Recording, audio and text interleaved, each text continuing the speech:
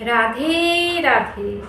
आपको मेरा ये वीडियो पसंद आए तो इसे लाइक कीजिएगा, सब्सक्राइब कीजिएगा, शेयर कीजिएगा और बेल आइकन दबाना बिल्कुल ना भूलें। राधे राधे।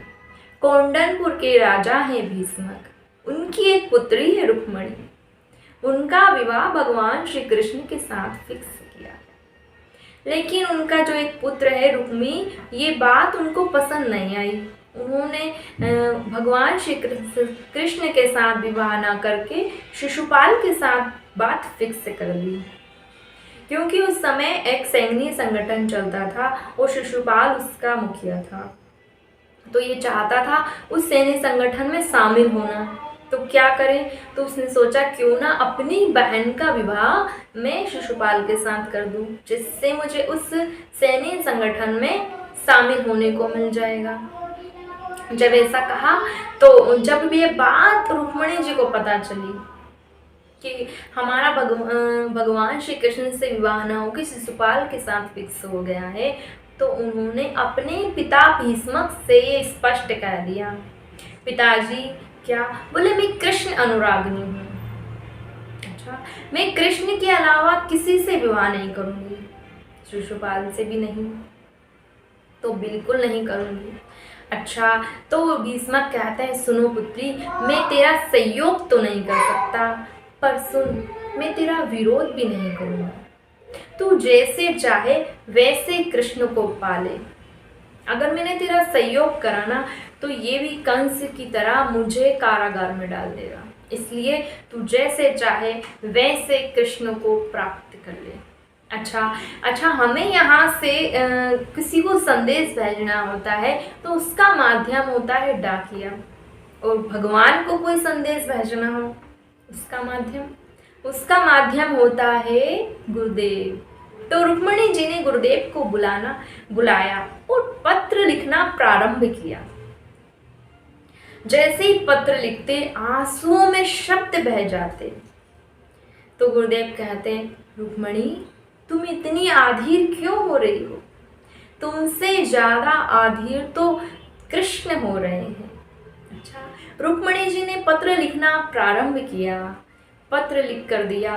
गुरुदेव ने कहा, सुनो, यहाँ से द्वारिका का रास्ता जो है 15 दिन का है, और परसों ही तुम्हारी शादी होने वाली है। आज का दिन तो गया, कल का दिन बचा।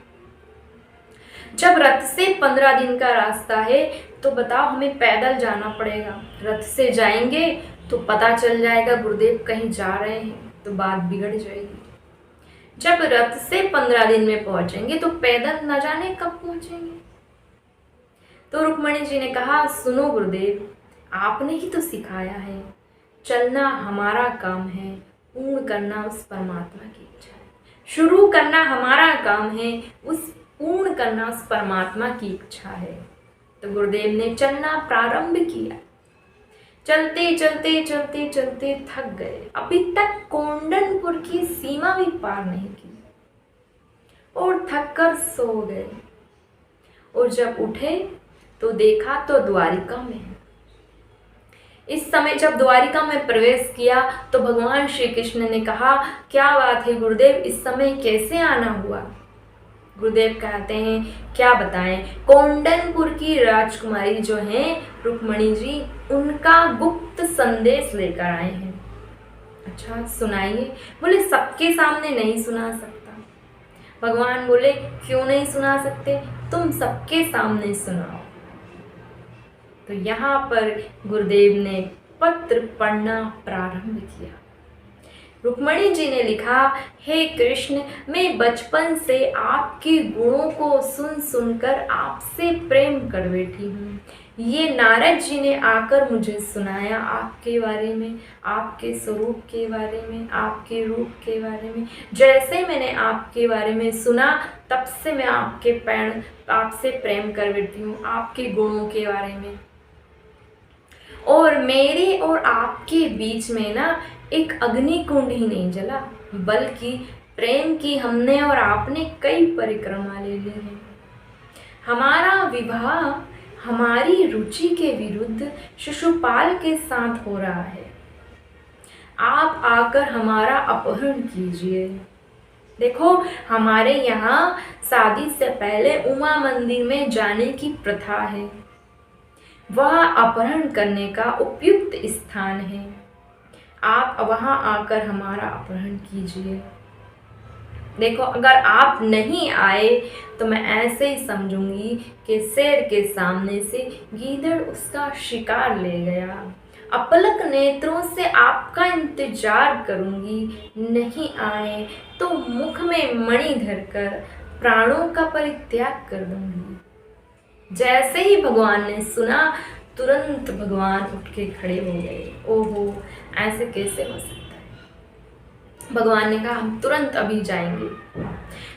भगवान ने कहा, सुनो उद्धव, क्या मुझे कुछ सैनिक मिल सकते हैं। उद्धव ने कहा, आप किससे पूछ रहे हैं, मेरे 2 रोल हैं। अच्छा, मैं सेनापति भी हूँ और मित्र भी हूँ। तो भगवान ने कहा, अब मैं सेनापति से पूछ रहा हूँ। तो उद्धव कहते हैं, अच्छा आप सेनापति से पूछ रहे हैं तो फिर तो बिल्कुल नहीं मिल सकती। क्यों? बोले, आप रुक्मणी जो है ना, वो आपकी पर्सनल प्रॉब्लम है, मैं ऐसे कैसे आपको सेना दे दूँ।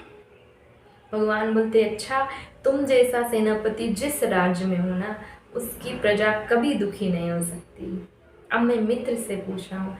फिर तो उद्धव ने अपने चरणों में, उन भगवान के चरणों में अपना मस्तक धर दिया।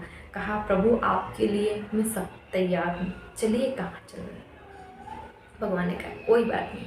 भगवान ने दारुक को बुलाया और कहा, चलो। गुरुदेव को दारुक रथ में बिठाया और जैसे ही निकल गए, उतनी देर में दादा आ गए। पूछा, कृष्ण कहाँ जा रहे हो, कहाँ जा रहे हो। इतनी आवाज लगाई, भगवान बहुत दूर निकल चुके थे। भगवान ने आवाज सुनी नहीं तो सबसे पूछा, कौन आया था, कृष्ण कहाँ गया है। बोले, क्या बताएं, कोंडनपुर के जो गुरुदेव हैं वो आए थे गुप्त संदेश लेकर। अच्छा, दादा समझ गए कि रुक्मणी का कोई बात है।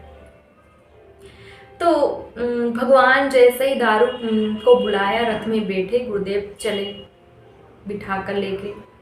और उस समय कोंडनपुर की सारी व्यवस्था शिशुपाल ने अपने हाथ में ले रखी थी, इसलिए कि उसको मालूम है वृंदावन का चोर आए बगैर मानेगा नहीं। सारी व्यवस्था अपने हाथ में रखी थी।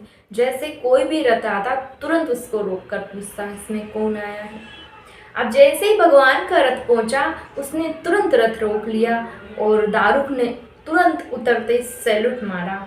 ओहो, ये तो मेरे राज्य का सैल्यूट है। अच्छा, इसमें कौन आया है।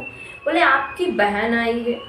शिशुपाल की एक बहन थी जो कृष्ण से बड़ा प्रेम करती थी और शिशुपाल से कहती थी, सुन, तू कृष्ण द्रोही है, तेरा विवाह कभी होगा नहीं और मैं तेरे विवाह में कभी नहीं आऊंगी। ओहो, जैसे ही शिशुपाल ने सुना कि हमारी बहन आई है तो बड़ा प्रसन्न हो गया।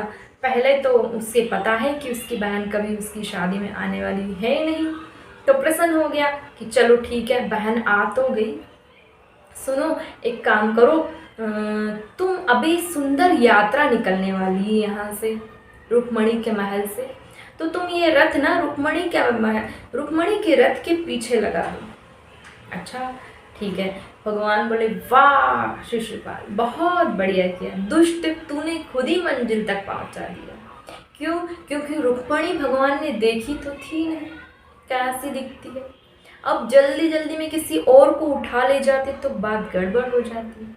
इसलिए भगवान बोले, वाह, तुमने बहुत बढ़िया किया कि तुमने मुझे उसके रथ के पीछे लगवा दिया। अब ये तो पता है कि उठाना किसे। भगवान बड़े प्रसन्न होंगे। दारुक ने तुरंत रुक्मणी जी के रथ के पीछे अपना रथ लगा दिया। अब इसके आगे हम नेक्स्ट वीडियो में बोलेंगे। तब तक के लिए राधे राधे। आपको मेरा ये वीडियो पसंद आए तो इसे लाइक कीजिएगा, सब्सक्राइब कीजिएगा, शेयर कीजिएगा और बेल आइकन दबाना बिल्कुल ना भूलें। राधे राधे।